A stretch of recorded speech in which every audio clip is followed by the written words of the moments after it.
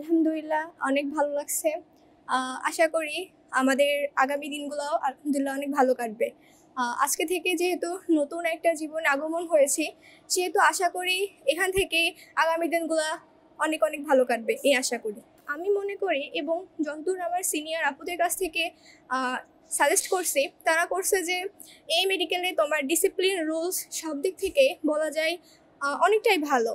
অন্যান্য মেডিকেলের সিস্টেম মানে ওয়াইজ অনুযায়ী এখানে ক্লিন, তারপর মেডিকেল সিস্টেমের যে ক্লাসগুলো হচ্ছে এতটা ক্লিন থাকে। আসলে আসলে প্রত্যেকটা গভর্নমেন্ট মেডিকেলে একটু একটু আলাদা থেকে, বেসরকারিতে একটু আলাদা থাকে, এটা সবাই জানে প্রাইভেট মেডিকেলগুলোতে।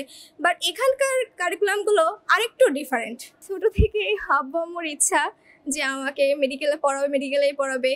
ইভেন আমারও এই যে গরিব অসহায় যে মানুষগুলা মানে চিকিৎসা না পেয়ে অনেকে হাই হাই এরকম একটা অবস্থা, আমি চাই তাকে একটু হেল্প করতে, তাদেরকে সাথে একটু পাশে দাঁড়াতে।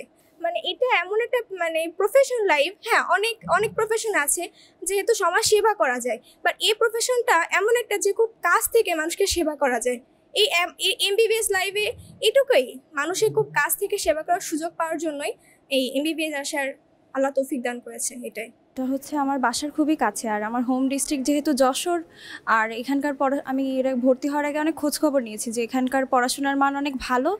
যেহেতু আমি একজন ভালো ডাক্তার হিসেবে নিজেকে দেখতে চাই, এই কারণেই আমার প্রথম পছন্দই ছিল Ad-din Sakina women's medical college. এই কারণে আমার এখানে ভর্তি হওয়া।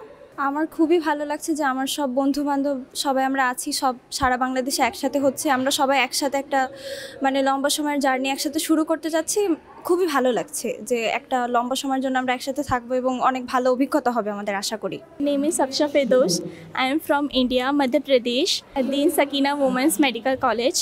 This is my first day in MBBS. My name is Arifa Nasim. I am from UP, Varanasi. It's my first day in MBBS in Addin Sakina Women's Medical College. My father is doctor and my mother is also a doctor. They want me to become a doctor for a good future and help people we are in needs.